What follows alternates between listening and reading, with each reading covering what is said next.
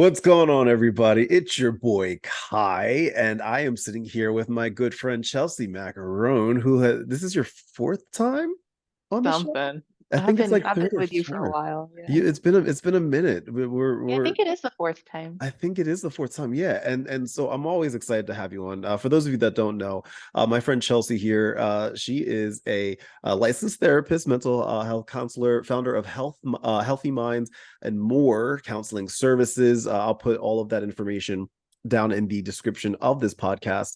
And I'm really, really happy to have her here. She's been working with individuals who have a variety of areas of for improvement and growth, including but not limited to depression, anxiety, marital relationship concerns, parenting problems, low self-esteem, codependency, and so much more. Chelsie has an eclectic therapy style where she utilizes interventions, techniques, and theory to best suit her clients in a way that speaks their language. She tends to gravitate towards person-centered and solution-focused modalities. She believes in holistic wellness and wealth and has a warm approach to clients. And the best part is that she's sitting with me today as I am under the weather, but we're going to power through it today. Oh, I know. I feel so bad. Oh, don't. For all the listeners out there right now, if you're listening, if you hear me sniffle, I apologize in advance. I apologize for the sniffles that you're going to hear here. And I promise I'm going to mute myself if I start coughing. But if you're watching this, you're probably going to see me coughing up along. I Oh, think I'll be okay. I think I'll be fine. Um, isn't that I'm what's so great about virtual though? Because like you could be yeah. sick and not get me sick, I and we can know still talk and be it's not gonna together. come through the microphone. We hope. How are you, Chelsie? How's I'm life? I'm doing well. I'm doing well.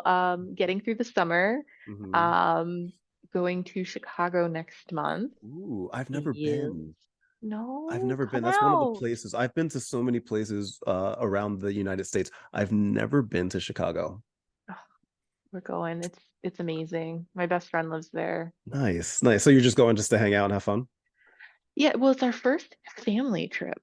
Oh, nice. So that's not like to go visit other family, like, Yeah, like the grandparents, all yeah, the yeah. extended family. Uh-huh. So it's nice. So it'll be fun. Oh, that's cool. That's so cool. That's so cool. I've heard really great things about Chicago. And one of my coworkers is based in Chicago, and so she's always talking it up. And everybody that I talk to about Chicago is always talking it up. So I'm like, okay, fine, I'll go. I'll give it a Yeah, shot. you should. It's a great city. If All it right. wasn't for the winters, like it'd be like on my Oh spot God. to live. Yeah, that's the other thing. I always say if I'm traveling somewhere, it needs to be somewhere where the weather is better than where I am. Right. So Yeah, like I'm not going to like Chicago in the winter. That's not gonna yeah, happen. Not gonna yeah. happen. I'm not going by you in the winter either. I'm in South Florida. I'm staying That's here. completely understandable. Though Philadelphia is gorgeous, I'm just saying. But I understand. I get it. Maybe spring, maybe spring. That's fine. Okay, we'll compromise there. We'll do spring. I'm super excited to have you on because today, like usually what we do is we kind of do like a Q&A session where people can, we're pretty much you answer, frequently asked questions about therapy, about therapists, so on and so forth. And today, I wanted to switch it up on you. I kind of threw this at you last minute, but I wanted to switch this up on you because I think this would be something that people could really enjoy. There's a lot of people out there that I've realized over the past couple of years that I've been doing this that don't know what it's like to go through just a therapy session, right? That people hear about therapy, but they don't really know what the vibe is like. So what I wanted to do today, since you are an expert in this, I'm throwing myself out there, and I want to kind of give people a vibe for what a therapy session could be like. Like it's not like not all therapy sessions are going to be like what you're going to listen to today. It's going to like it varies Right. depending on the therapist, the situation, so on and so forth. But I just want to give people like an idea of what it's like to be in a therapy session and how that way hopefully if you've ever been curious about it, if you want to get therapy, maybe this will help. I think it's gonna be fun, right? I think, yeah, I think it'll be good. Yeah. it'll definitely be, so for like the listeners and viewers out there, it'll be a Mhm. little different because it's not Yeah. like Kai and I have been working together as, therapist client relationship, Hmm. but just so that you kind of get the idea of what it could sound like or look like, or Hmm. maybe even feel like a little bit in some Hmm. cases. So Yeah. and then also too, like every therapist is different, like you said, Kai, like Hmm. I might be a little bit more woo woo and holistic-y, um, and than some other therapists who are more Hmm. directive and Right. whatever. So, keep that in mind too. You Yes. wanna find your style Yes, too. every therapy session is different. Every therapist is different, and this should be very interesting because I had my actual therapy today at 6 o'clock. So it was only a couple hours ago that I had my actual therapy session. So this Nice. should be fun. This should be great. But I'm yeah, I'm I'm selling throwing it. myself out there. I'm throwing myself out there, and I'm having a conversation. So all of you can get a feel for what it's like. So all right, so you ready? You ready to do this? Ready to give it a shot? Yeah, I'm ready. I mean, usually the first question that I ask my clients is, so what brings you here today? I am feeling very anxious all the time. I find myself very much concerned about things that I can't control. I have been working, I feel like I've been working on it my entire life, but I don't know how to navigate that, or I'm trying to learn how to navigate understanding how I can't control everything except myself. And I struggle with Yeah. that. On top of that, I'm diagnosed with ADHD and depression. And it's been a wild ride because it's been less than a year or a little over a year that I've been diagnosed with all of this. So I'm still getting a feel for everything. So I'm here today to pick your brain, fix me. Yeah. So I mean, I'm just curious a little bit about the anxiety and how it impacts your day in and day out. How is it impacting your functioning, your sleep, your appetite, so on and so forth? Mhm. Tell me more about that. I often find myself not sleeping as much as I should and not eating at all. When you say as much as you Mhm. should, what do you mean by should? Usually, when people think of like a good, healthy night of sleep, they think maybe like 6, 7, 8 hours, right? Okay. Um, there's some nights, honestly, and especially in the past, I would say month, where I would say maybe I get 3, maybe 4 hours, and it's not for lack of trying. Like I'll lay down and I'll be in my head about so many different things, and it'll just like keep me awake. And I'm like, oh, get out of my head. I want to go to sleep. Okay. Okay, so we'll circle back to that. And how else Mhm. is it affecting your functioning? Well, obviously because I'm not sleeping, that affects my day the next day, and I also my depression. Um, I don't have any urge to eat unless I like force myself. Which is funny because eating is a coping mechanism in some cases for me, but like whenever I'm feeling very down, I lose my appetite and I could easily go all day without eating a single thing. And that's not good at all. And Yeah. I end up I feel like I have to force myself to eat sometimes. Yeah. Do you find that like with your anxiety, you ever have like panic attacks? Does it really impact some of your socialization? You call out of work because you're anxious? Mhm. Tell me more.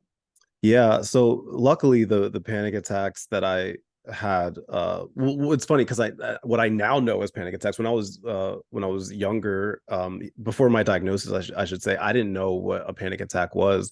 And now that I've gotten older and I understand like what's going on with my mental health, I'm like, oh my God, that was a panic attack. Oh geez. But now I feel like I have a better grasp on like the panic attack side of it. But when I get into my head, I feel like it's like a mini panic attack. I shut down, I get quiet, I'll just want to leave. I just want to get out from wherever I am. And what's crazy is that when I say leave, I don't just mean like leave the room, right? I want to like disappear, but not in like I want to hurt myself kind of way. I mean that like I want to just like not exist for like a couple minutes. I want Like to have be the able, invisibility cloak? yeah, yeah, where I just don't have to think about anything that I'm dealing with, and people don't have to think about me. And so on and so forth. I feel like I want to just disappear for a little bit and maybe like fast forward to a point that maybe I'm feeling better, I guess. Yeah. Okay. So it sounds to me like the depression and the anxiety kind of coexist and they're commingled in the sense that it's like what came first, the chicken or the egg, because Yeah. they impact each other. So if you're anxious and not sleeping, then you're kind of dragging ass the next day. Then maybe you kind of start to feel a little lethargic, like little sad, Hmm. little tired, and then now I don't want to eat. And now because I'm not eating, Yeah. I'm also now tired and exhausted because I'm not fueling my body. And so Hmm. they're kind of like feeding each other. Yeah, it's like it feels like sometimes like a domino effect, and I can feel it gestating sometimes. Like I feel like I'm anticipating it, and that's when I start to get worried about the future, about things like I bring myself out of the present, out of the here and now, and I end up putting myself into a future possible situation. Or I'll be like, oh, I'm not going to get much sleep tonight. That means, and I'm like setting myself up for failure. I'm like, I'm not going to get much sleep tonight, which means that tomorrow I'm going to be shitty at work, and I'm going to be shitty at work, and my boss is going to hate me, and then my boss is going to be like, you know what, you don't need to work here anymore, so you can leave, and then all of a sudden I don't have any money, and then I'm not going to have any money, and I'm going to be poor and homeless, and like it like legit just like starts to Yeah. spiral down this like really crazy rabbit hole. Okay. How long has that been going on for you? Um, it's been a minute. It's been a while. Since childhood, teen years, young adulthood, within the past couple of I years? think honestly, as an adult, like when I hit my Okay. 30s, Okay. um, What was because going on when you hit your 30s in your life? I think I was starting to realize some things just about life that I don't know if I was prepared for. Like number one, uh nobody really knows what they're doing. Like you when you're younger, you look at your parents and you look at your teachers, you look at authority figures as people that just have it figured out, right? They have everything under control, they have all of the answers.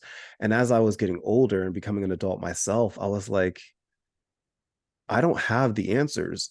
And I'm realizing that the authority figures in my life, they're human, and they also don't have all of the answers as well. And that in and of itself was scary to me. So like trying to grasp with that. And also one of the biggest things for me, I'm frightened to lose my mom and dad. Like they're both getting up there in age, and just the thought of losing my mom and my dad, like it devastates me. I hate thinking about it, but it's on my brain. When I see them, I'm like anything can happen. They're in their upper 60s now. Like anything can happen, and that's scary to think about. Yeah. So I'm hearing a lot of anticipatory anxiety and Hmm. anticipatory grief, Yeah. which links back to kind of the control stuff that you were talking about. Hmm. Um, so I know you identified the goal of kind of wanting to like get a handle on the kind of domino thinking that you were Hmm. talking about. But I'm curious a little bit more about this control stuff. Tell me a little bit more about control in your life, where it's shown up, maybe where you felt like you didn't have control. Tell me a little Hmm. more about that.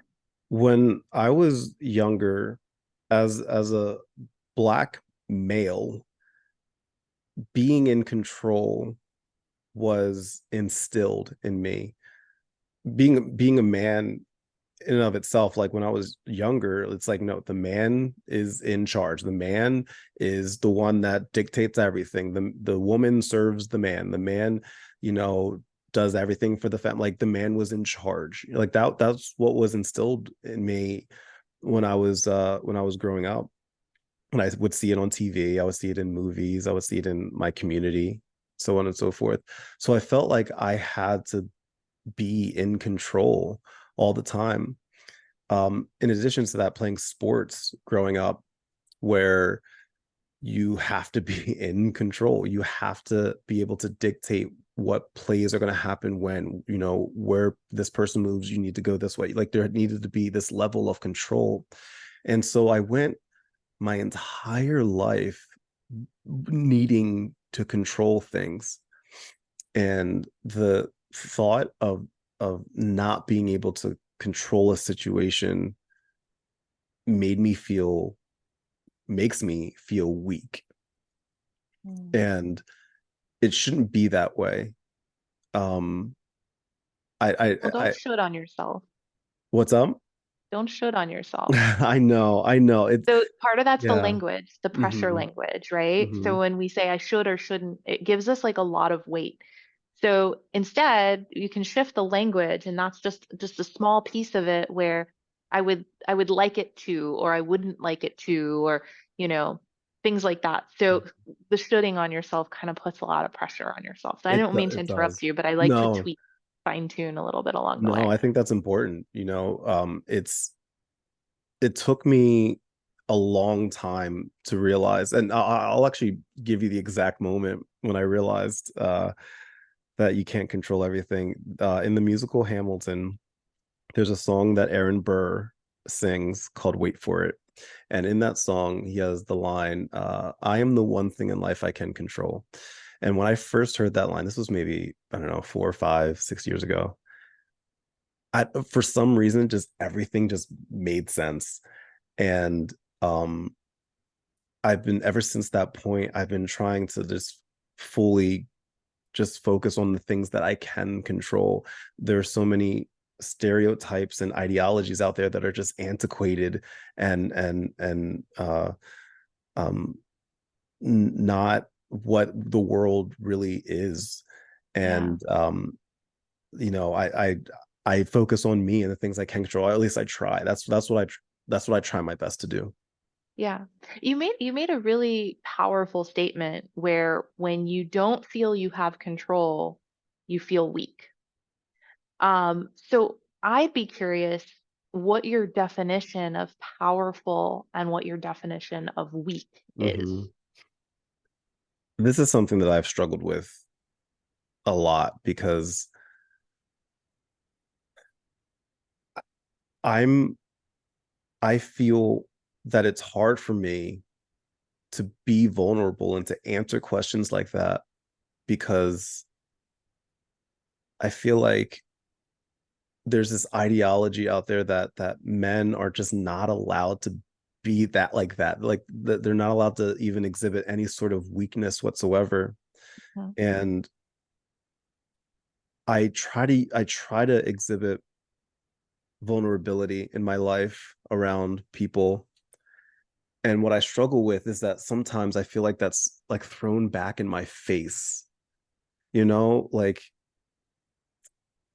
people think that I'm like purposefully doing that in order to like manipulate a situation or I don't know, like control something or someone, like I like there's some ulterior motive of some sort, right? When really I want to be vulnerable. I try, but I don't trust anybody because I feel like it gets thrown back in my face all the time, and that makes me Yeah. feel uncomfortable. So um not mhm, only have you been raised with this idea of what strength means and looks mhm, like, but now, anytime you try to be vulnerable, you're also met with resistance within the community and society. I And feel so, like it. Mhm, yeah, so mhm, I'd be more curious, and you don't have to answer this mhm, question. This might be just some like food for thought for you to kind mhm, of reflect on, but defining or redefining what your definition of strength is. Because mhm, even with vulnerability, hearing you talk about it, it's still linked to weakness. mhm. And Yes. so I think finding your definition and then how do you want to define it? Mhm, What does that look like for you? Because mhm, I think if you can start to really shift your belief in the schema and the things that you have built around what true strength is, because mhm, true strength isn't about not ever being afraid. True mhm, strength and bravery is about being afraid and doing it anyway, which I know mm. you do anyway because you have this very vulnerable podcast and like Instagram and social media presence.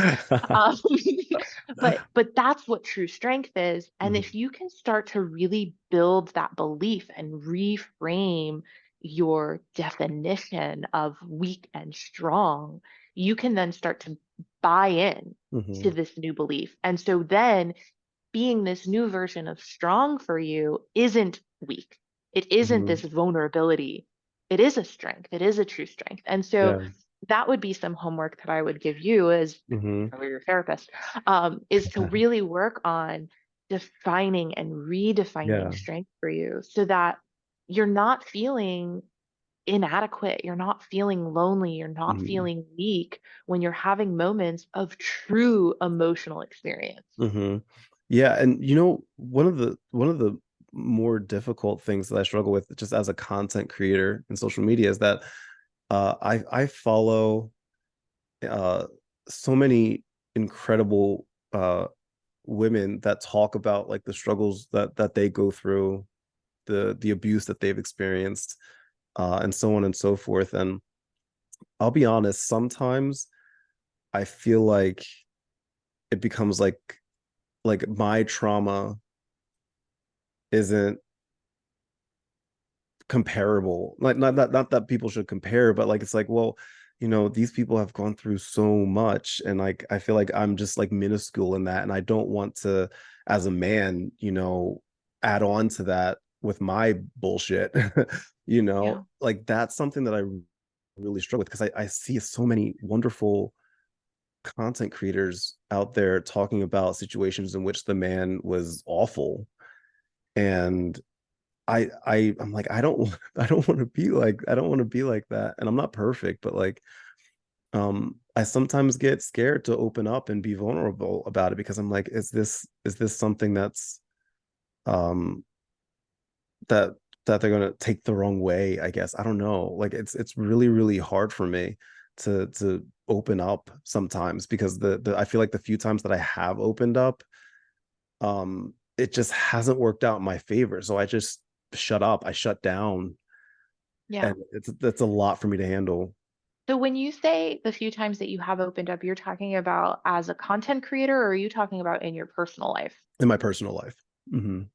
In my Gotcha. personal life, yeah, it's because like I'm not ever really honestly looking for any sort of validation, but I am, I guess, looking for, I guess, understanding or like empathy or just like an ear. Um, just somebody being like, okay, I hear you. Like which I guess is a form of validation, but uh I feel like I never really had that. And that's like I take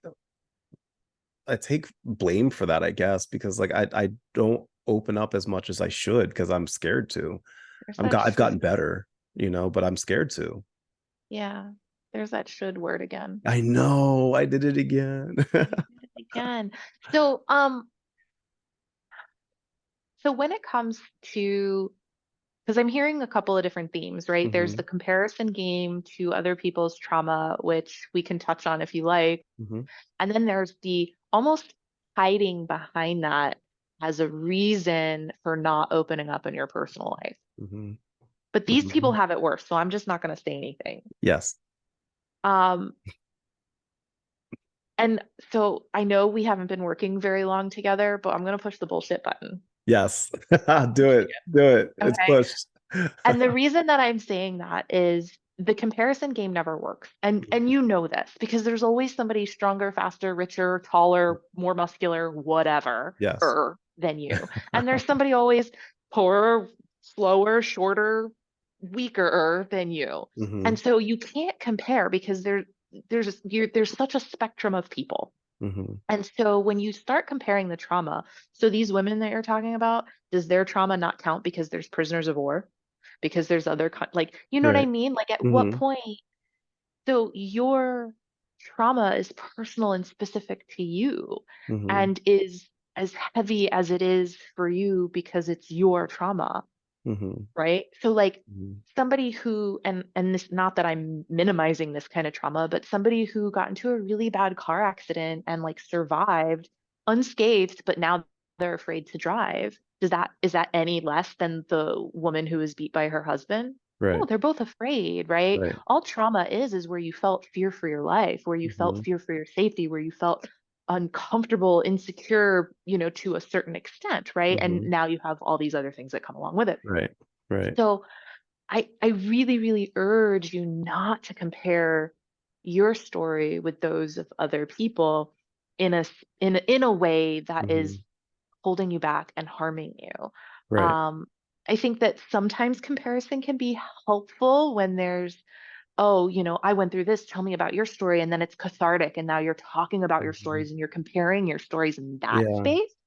But when it comes to, well, mine doesn't count because theirs was worse, or mine doesn't count because theirs is better, or Hmm. my success doesn't count because we've Yeah. got to stop doing that. And that's probably one of the biggest things that and I realized this after my most recent relationship. I found myself feeling like I was a burden, right? So like I felt like um that I couldn't open up as much as I wanted to because I feel like my shit would now become her shit, and I'm not opening up. I don't want to add on. And what I found out happening is that like I was bottling so much on the inside, and I was trying to change who I was and what I believe, and that's not healthy. And I felt awful, and I didn't know how to express myself. I didn't know how to communicate. I didn't know how to feel. And that during that moment in my life, I was frightened, like frightened. And I told myself, I'm like, I'm never, ever going to put myself in that kind of situation again. It's not fair to me. It's definitely not fair to the other person. Um, it was really scary. And I'm still scared just thinking about it. Just not communicating how I was feeling or being scared to. Yeah. Sometimes not communicating how we're feeling is, yes, because of being scared, but also we're not really sure how we're feeling. Hmm. Yeah, I didn't. It's funny. Hindsight's 2020, right? So I look Mhm. back at so many things, not just in my most recent relationship, but just any relationship. I look back and I'm like, okay, that makes sense. I get where I fucked up there. I get where I get what happened here. So on and so forth. But in the moment, I'm like, I sometimes feel lost, and I'm the kind of person I process internally, and I'll process as an introvert as well. I'll process internally before I express myself outwardly. And so Mhm. like if I don't know how to say something or what to say, I just won't say anything at all. And I'll shut down and I'll just like zip myself up. you So know? in romantic relationships, that can be really, really difficult. Also, working relationships, that can be Mm, really, really difficult. And so mhm, I think in those moments, it's learning to get a tool essentially of saying, I'm not really sure. Let me think on this. And mhm, just getting at least that out there so that mhm, you can communicate with your partner, boss, parents, whatever. I hear you, mhm, but I'm not there yet. I mhm. hear you, but I need some time to figure it out. And And that's yeah. big. That's so big. I'm so glad you said that because like I did not know that. I did not approach things that way at all. And like Right. not just in, like I said, not just in my most recent relationship, any relationship that I've had, romantically, friendship, Sure. family, Well, I like you like said, mm, you come from a black male background. mhm. And so, I mean, it's been a really long time since I've been a black male, but You look great. thanks. So, but from what I know, just doing my due diligence, Hmm. that is kind of your sweeping generalization of Hmm. how you grow up is Hmm. you stoic, you show no emotion, and you're like you said, you're the man. Hmm. You're in control of your emotions, of Hmm. the situation, of the person, of the house, of the this, of the Yes. finances, of it all. And so how indicative of that, but like you also said, these are antiquated, old, out of date Yes. kind of mentalities. Hmm. And so it doesn't really fit with who you are as a person, but Correct. it's who you were raised as. Hmm. And so you have kind of this programming that almost goes against your nature. Yeah, very much so. Very much so. Because I feel like I'm able to recognize it, especially in hindsight. And I feel like after my most recent relationship, and I think I might have told you this before, maybe in our first like interview, that like after my most recent relationship, I had to like really dive down deep because I'm like, none of my relationships have worked out the way that I wanted to. Why? And instead, like, I used to spend my time blaming the other person. I'd be like, oh, it's their fault because they did this and this, blah, blah, blah. Even That's if easy. yeah, it was very easy and there was no self reflection at all. And after my most recent relationship, I was like, okay, let's not blame the other person. Even though there's so much stuff that happened, I think it would be more healthy for me to look at me and Mhm. say, okay, Kai, the fuck are you doing? Pardon my French. No, you're fine. like what is happening? What is your mindset? What are you expecting? What are you doing? What do you feel like you deserve? What do you feel like you're giving? What do you feel like you're receiving? So on and so forth. And I had to answer some very tough questions about myself that and I'm still to this day working on it. I feel in the I guess it's been close almost a year now, close to a year. I feel good, even though I know I still have a lot of work to do. I feel good because I know who I was and I know who I am now. And I feel changed, but I know I still have a lot of work to do. Yeah. And you know what? We always have a lot of work to do because we're Mhm. forever changing. Yes. Yes, we are. You know what I mean? So it's each stage of our life, Yeah, we're yeah. doing all the work. And so there's Hmm. nothing wrong with that. Hmm. But I do feel like I owe you a small apology because the reason you wanted to talk today was because about this anxiety. And we just started talking about how you are in relationships and like vulnerability and openness. And so I didn't want to let too much time go by without kind of backpedaling and the whole thing Hmm. like that you identified that you wanted to talk about. Hmm. So I know we kind of organically came here, Hmm.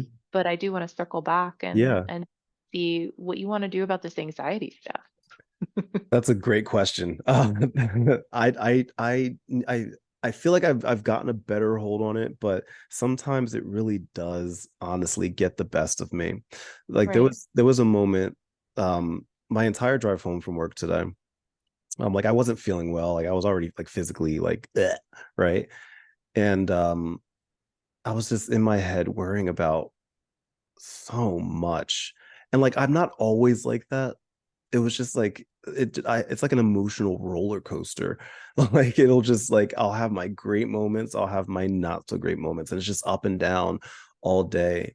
And I need to get a better like hold on that because it drives me insane. So let me ask you this. Hmm. What is in your toolbox that you use, whether it works or doesn't? Just like what have you tried? Tell me Hmm. some of where you're at as far as your coping skills. Well, my medicine helps. That definitely helps. I won't lie. I'm on Wellbutrin, and I was on Adderall, but I switched over to Focalin. Um, Okay. and so like that definitely helps. I'm 100%. sure.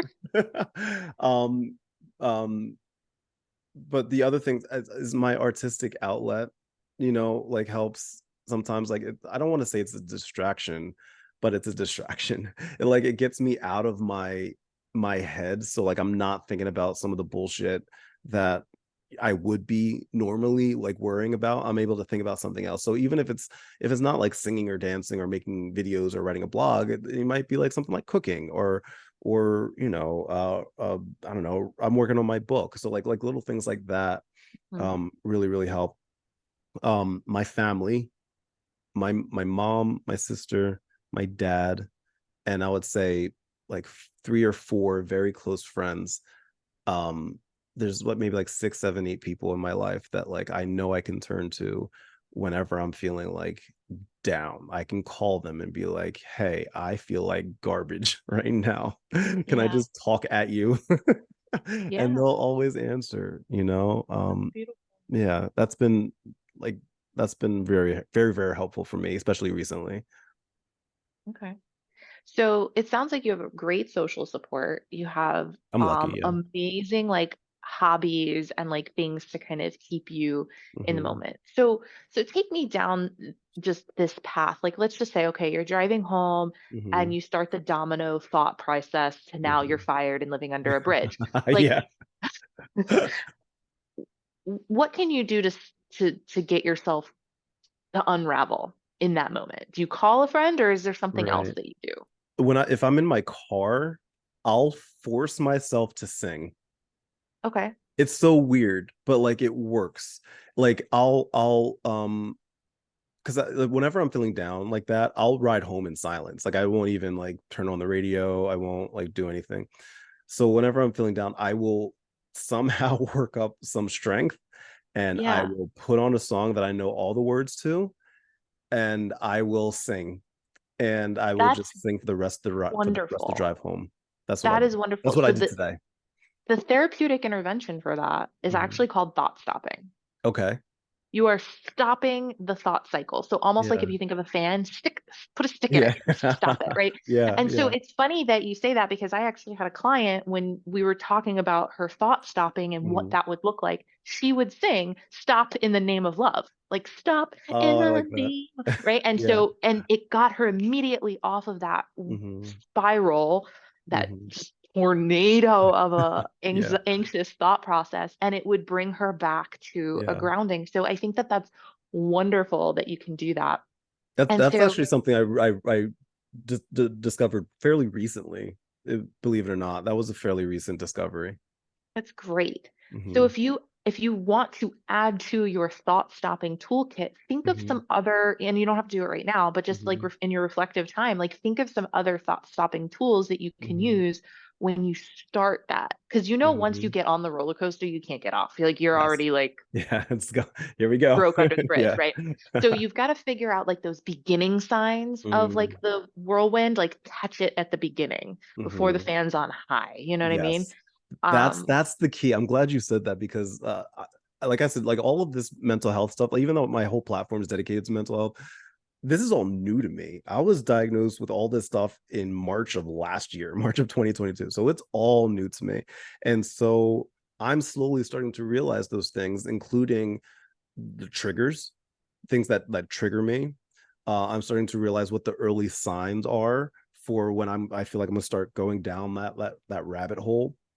I'm starting to catch myself a little bit sooner, yeah, which is you'll nice. feel anxiety in your body too. Yeah. Yeah. And so this is another thing that I talk to a lot of my clients about is the way your body feels anxiety Hmm. is the same way your body feels excitement. Ooh. So as an anxious therapist, I encourage my clients and myself to start telling yourself, I'm excited. Hmm.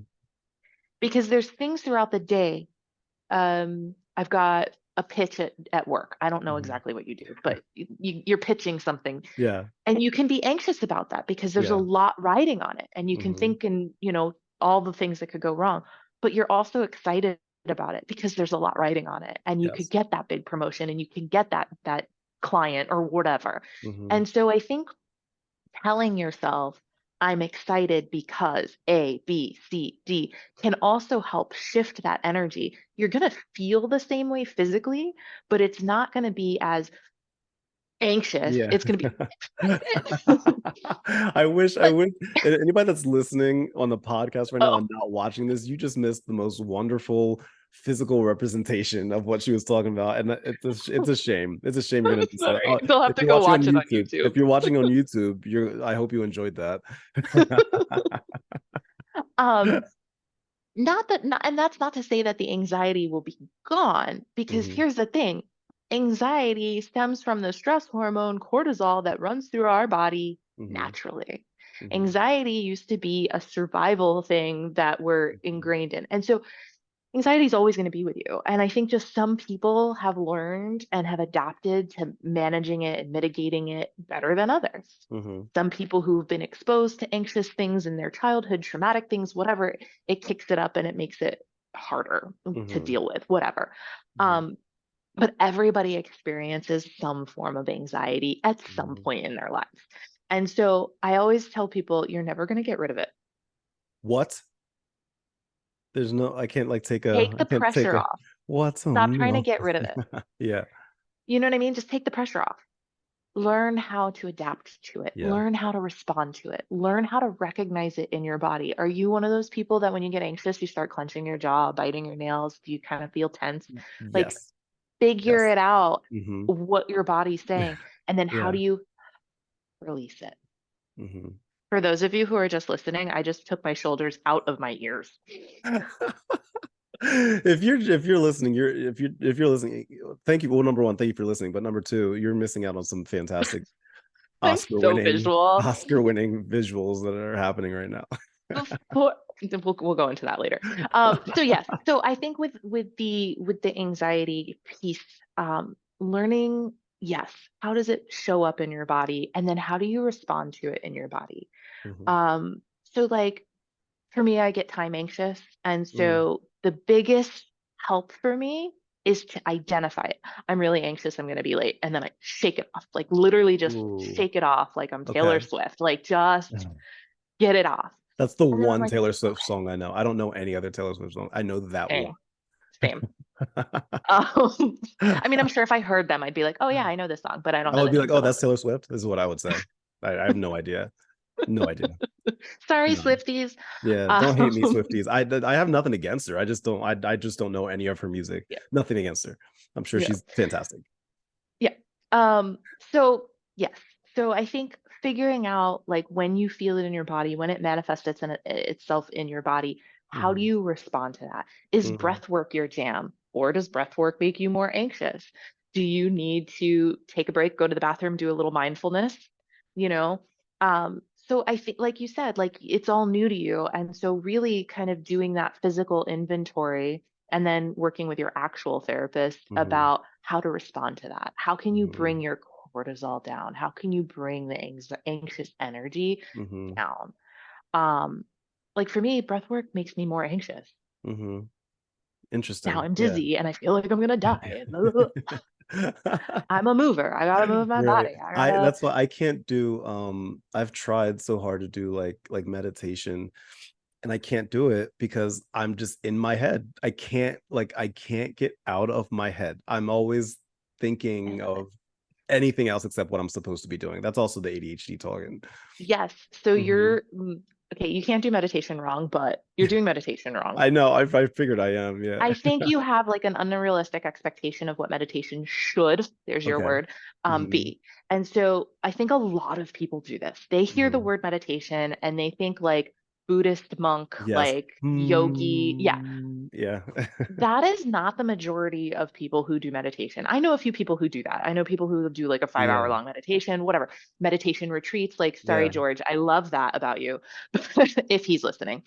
But um, this is one of my dear friends. But I think with meditation, we've got to set ourselves up for success. Mm. And so for someone who's got the active mind, good, use it. Hmm. Focus on something, use it. Okay, so I'm going to sit here and I'm going to meditate and I'm going to get grounded and I'm going to listen to the hum of the AC. Oh, but now I got to change the AC filter. Okay, but it's humming, I feel right? This triggered is right the now. internal, this is like the internal I monologue, feel right? so triggered right now. I'm sorry. I'm No, I sorry. love it. It's a perfect representation. Right. So okay, so I can hear the AC humming. What else can I hear? And so you're Hmm. purposefully focusing on things in your house. Hmm. And that is very mindful because you're in the moment non-judgmentally. And so it's okay if you're like, oh, but now I got to change the AC filter. Oh, while I'm at Home Depot, I should all, and it's okay. Ooh, Bring I yourself back. never thought of it that way. I That know. it like like even if you start to like, I guess like you can bring yourself back, but like you're still in the moment in a way, right? Is that what Yeah. you're saying? Yeah, so it's Hmm. and it's okay if your mind gets away from you because it's going to because hello, we're human. So Right, when you right. start thinking about, oh, I got to change the AC filter. Okay, wait, but I hear the hum of the AC. What else do I hear? I Mm-hmm. hear the cat snoring. Mm-hmm. Oh, I got to make a vet appointment. Wait, no. Okay, I hear the cat snoring. I'm here right now. Ooh, so you're like focusing on the things that are like right here, right now. And like Right if you find yourself now. venturing off into another Bring it world or something else, you recognize that and you bring yourself back. back. Yeah. And make a I've mental been note. doing Okay, I gotta meditation wrong. yeah, that's okay. And this isn't the only way. This is just what I find really good for beginners at Yeah. meditation, for the ADHD mind, the anxious mind, because Hmm. we can't silence the mind. We're not going to be, oh, it's not going to happen. Like it's just not going to happen. Yeah. Like you're not going to sit in your final shavasana in yoga class, sorry, I'm a yogi, and go, "Hmm." No, you're going to be like, is that somebody breathing? Like, can they hear me breathing? Did I fart? Did somebody fart? That's It smells in here. Like, that's all the things. Are you inside all the my things. brain? Get out of my brain. I mean, we're cut from the same cloth. Um, so yeah, so I think sometimes like we have this expectation of what Hmm. meditation should be. And so I love this for the beginner and for the anxious mind and for the just the active mind because you're giving your brain a purpose so that you're not trying to do it the right way. Hmm. You're doing it in Hmm. a way that is bringing you back to the here and now. Hmm. And then you can do, then once you start getting comfortable with bringing your mind back, you can incorporate all these other great meditative practices, body scans. You can do progressive muscle relaxation. You can do Yeah. all these other meditative practices, and then maybe breath work if that's your jam. But because you've gotten now used to rerouting the Right. thought, rerouting, just like a GPS, rerouting, you went off course. Please Right. make a U-turn. Like it's fine. That allowing yourself to go there and then bring it makes it easier to bring yourself back when you're not beating yourself up for even thinking about it in the first place. No. You And know, then you that's can what I do struggle with. visualizations of it too. Hmm. So like if you need to like let the thought, oh, I'm doing this wrong. Like there's two Hmm. things that I like to visualize. One Hmm. is a cloud, like an actual Hmm. white puffy cloud, and then the thought that is impeding my meditation is in the white puffy cloud, and I'm visualizing the wind blowing it off, like just blowing Ooh. the cloud away. So Yeah. I'm again giving my mind a purpose. So Yeah. I'm not beating myself up for doing meditation wrong, but I'm taking that thought that's kind of taking me away from the moment and I'm in the Yeah. moment and visualizing. I'll do that or a leaf on a stream, the thoughts on a leaf on a stream. Like something very Yeah. people do balloons and stuff like that. Those are my two favorite ones. But you can visualize the thought leaving. I feel like I I actually owe you money now. Like I feel like we this is a therapy session. Like I've had two therapy sessions today. I Hmm. don't know if I can't remember if I said this before we started recording or not, but like I had my actual therapy today at 6, and now at we're right now for me it's for us it's going on 10 o'clock. This was I had two therapy sessions today. I owe you money. I owe you money. I No. Man, I've learned so like today. Okay, so today has been such a good day because I had a productive day at work. Right, I had a shitty drive home, like in my head, but I had a great therapy session earlier, and I had a great therapy session now. And can I tell you something I'm really proud of? Tell Um, me. so the last like month for me has been like really crazy, like emotionally, right? But like I couldn't bring myself to cry, and I wanted to, but I couldn't do it. And I felt like I just wanted to let it out, but I couldn't do it. And during my therapy session today, um, I was talking with my therapist and we are talking and all this stuff. And like I finally felt it like exiting my body. I finally like I started crying as I was talking about the things that I'm going through. And I'm like, in a weird way, like I was sad, but also like happy. Like there it is. There it Finally, I is. can let it go. I Yeah. felt so much better being able to just like let it out and Because she's your safe, or he, I don't know, is your safe person. yeah, and, like and I didn't have that. I've never had that in my life where a person that just like understands that and like from and gets to view me from like a like obviously face to face, but like from a 30,000 foot view with like unbiased and like that I've never had that. And I to cry in front of somebody growing up for me, like that's just not a thing that would ever be allowed or accept. Like I would get made fun of if I ever did that. So like to feel comfortable enough to like cry in front of somebody and feel happy about it, like that may seem simple to some people, but for me that's such a big leap, and I'm flexing because I'm proud of myself for that, and I want Yeah, to show everybody I'm proud of myself for that. I think that's great. Thanks. I think that's great. Thanks. Yeah. And then you feel so much lighter after I that too. do. I do feel, I feel so much better. I think if it wasn't for the medicine that I took earlier, the sniffle medicine, I'm pretty sure I would feel even more better. I think I would feel better. Yeah. Thank you. Thank you. Thank you. Thank you. My hope is that the people that are watching or listening to this like get like a general feel, like will every Yeah. session be on a podcast? No.